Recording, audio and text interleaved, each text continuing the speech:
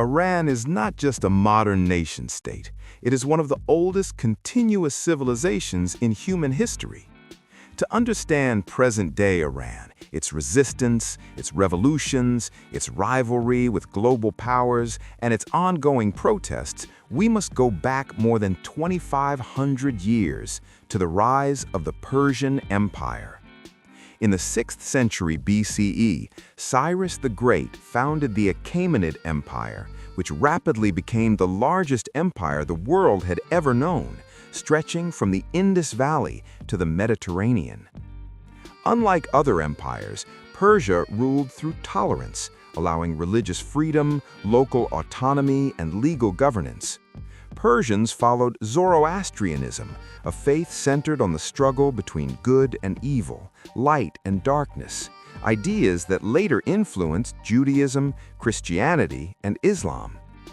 Persia became a symbol of power, order, and civilization until its fall in 330 BCE, when Alexander the Great conquered the empire. Though politically defeated, Persian culture survived and later revived under the Parthian and Sassanid empires, once again turning Iran into a superpower rivaling Rome and Byzantium. However, centuries of war weakened Persia, and in the 7th century CE, Arab Muslim armies defeated the Sassanid Empire. By 651 CE, Persia fell, and Islam entered Iran. Yet Persia was not erased. Instead, Islam absorbed Persian culture. The Persian language survived, and Persian scholars shaped Islamic science, medicine, poetry, administration, and philosophy. Over time, Iran gradually embraced Shia Islam, setting itself apart from the largely Sunni Muslim world, a difference that would deeply shape its future. For centuries, Iran existed under various Muslim dynasties, including the Umayyads, Abbasids, Seljuks, Mongols, and Timurids. A major turning point came in 1501 with the rise of the Safavid Empire, which declared Shia Islam the official state religion. This decision unified Iran under a distinct religious and national identity and permanently separated it from Sunni powers such as the Ottoman Empire. Modern Iran was effectively born during this period. By the 19th century, however, Iran had grown weak, and foreign powers, particularly Britain and Russia, exerted enormous control over its economy, politics, and resources. Iranian oil and industries fell into foreign hands, and the country suffered a deep sense of humiliation and loss of sovereignty. This resentment toward foreign interference became a lasting part of Iranian political consciousness. In 1925, Reza Shah Pahlavi seized power and began a rapid modernization of Iran, building infrastructure, schools, and a secular legal system.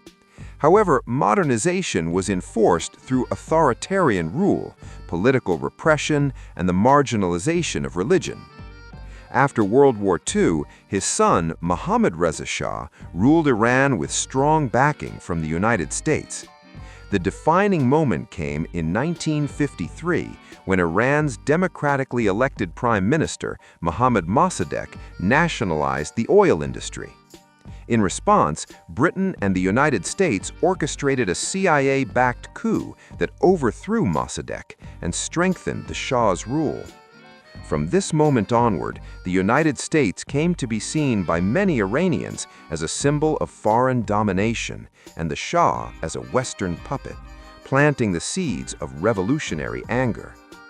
By the 1970s, widespread inequality, corruption, censorship, secret police brutality, and Western cultural influence created intense dissatisfaction across Iranian society. A religious leader in exile, Ayatollah Ruhollah Khomeini, emerged as the voice of opposition. In 1979, millions of Iranians took to the streets, forcing the Shah to flee and bringing an end to the monarchy. The Islamic Republic of Iran was established, transferring power to clerics, the Revolutionary Guards, and a supreme leader. The new regime promised independence, justice, and resistance to Western imperialism. Soon after, Iranian students seized the U.S. Embassy in Tehran, leading to the hostage crisis and a complete breakdown in relations with the United States. Sanctions, isolation, and hostility followed, forming a rivalry that continues to shape global politics.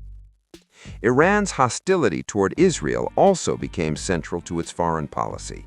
Iran does not recognize Israel, viewing it as a Western-backed colonial project imposed on Muslim lands. As a result, Iran supports groups such as Hezbollah and Hamas, fueling long-running proxy conflicts across the Middle East. In 1980, Iraq, backed by Western and regional powers, invaded Iran, beginning the devastating Iran-Iraq War that lasted 8 years and killed millions.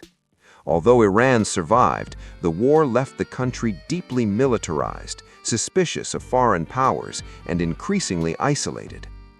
Economic sanctions intensified, and Iran's nuclear program brought further international pressure, yet the Islamic Republic endured. Today, Iran faces profound internal challenges. Economic collapse, inflation, unemployment, corruption, and strict social controls have fueled public frustration, particularly among a young, educated, and globally connected generation. Protests erupted in 2017 and 2019 and intensified dramatically in 2022 following the death of Mahsa Amini in police custody. These protests were not solely about religion, but about freedom, dignity, identity, and the future of the country itself. Iran now stands at a historic crossroads, shaped by its ancient imperial past, its Islamic revolutionary ideology, its resistance to Western dominance, and the growing demands of its people. The story of Iran remains unfinished, and its next chapter may once again reshape the Middle East and the wider world. What do you think? Who is on the right? Iranian people? Supreme leader? People who are supporting Islamic government? Or this is American and Israeli propaganda? Leave your views in the comment sections.